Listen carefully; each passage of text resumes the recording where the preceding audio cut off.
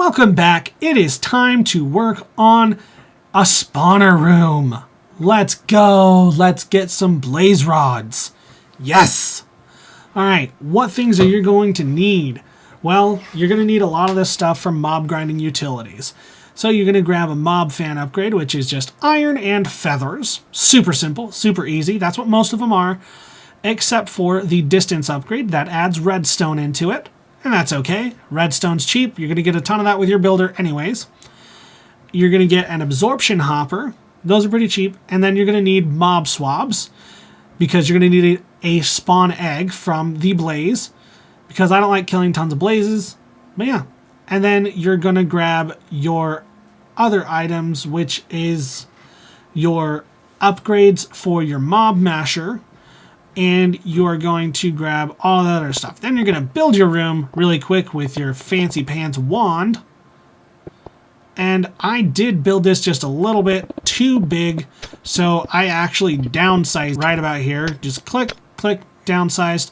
And then I shrunk the room as well because you really only need a 7 by 7 by 7 room.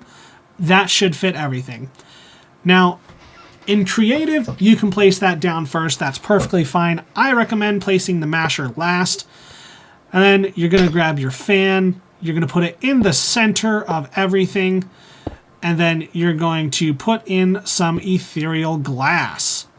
I like surrounding it with ethereal glass because it's really great. If you don't have the resources for ethereal glass at this point, that's okay. You can put normal glass or you can just leave it blank. You can leave it dark. That's fine too.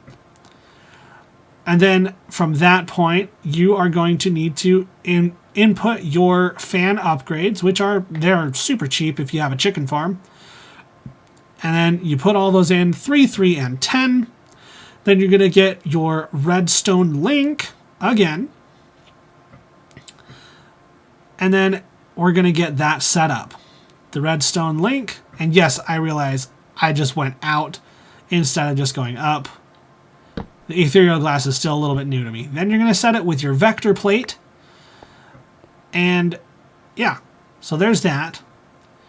And then you're going to go and you're going to set your redstone link on the outside. This is going to be your main controller. I always have it outside instead of inside because if something happens on the inside, it's hard to deal with. Then you're going to grab your lever, put it in, and you're going to see you can't jump anymore. You cannot get up very high, very fast. That fan is going to be blowing you down. In order to make the masher work, you need a block of redstone underneath it or a redstone signal of some sort. And then you put down your vector plates. Again, I would probably do this last because you're going to be tossed into it multiple times because that's just how it is. And you're going to die if you're in survival. So put in your vector plates and the killy things last. Do that after everything else. Then you're going to get your masher upgrades, your looting and your sharpness. Those are both pretty cheap. There's the recipe. Blue dye, gold nuggets, redstone. The other one is some swords and some other stuff. Super cheap. Doesn't matter. That's all of it stuff that you're going to be having access to at this point. And it's 10 of each. And then you're going to grab your ethereal glass, bring it down 3, and then maybe a 4th. Yeah, bring it down 3. Put down your spawner, which you can get by going to anywhere with a spawner, having a silk touch pickaxe, and grabbing it. Then in the nether, you're going to go find a blaze.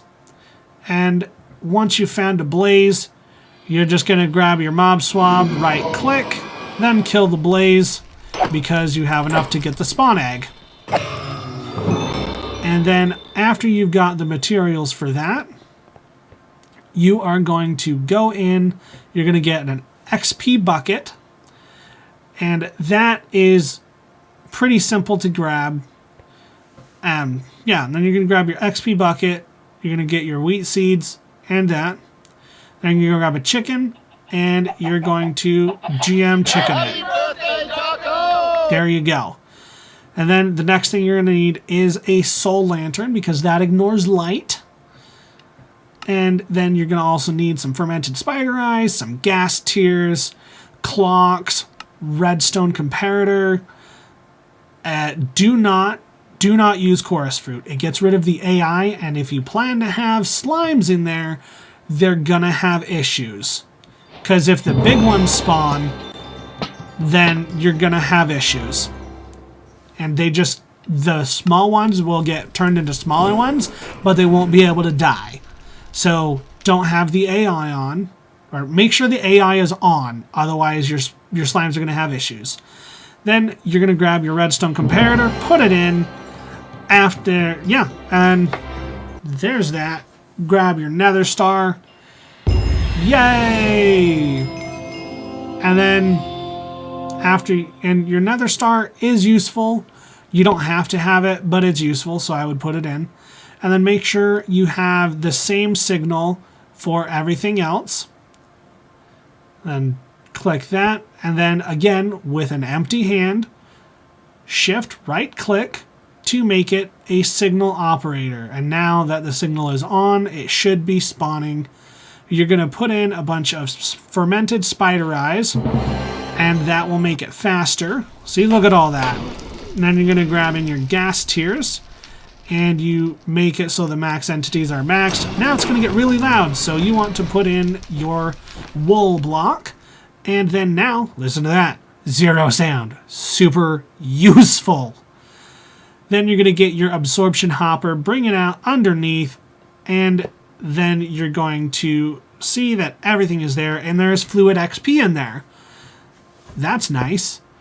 And then you see that, you get your importer, and you connect it up to your system, get a second importer, also connect it up, set that one for fluids. Now you're going to need a fluid card in your fluid grid, otherwise it won't work. Well, you're going to need, in your storage grid, you're going to need that.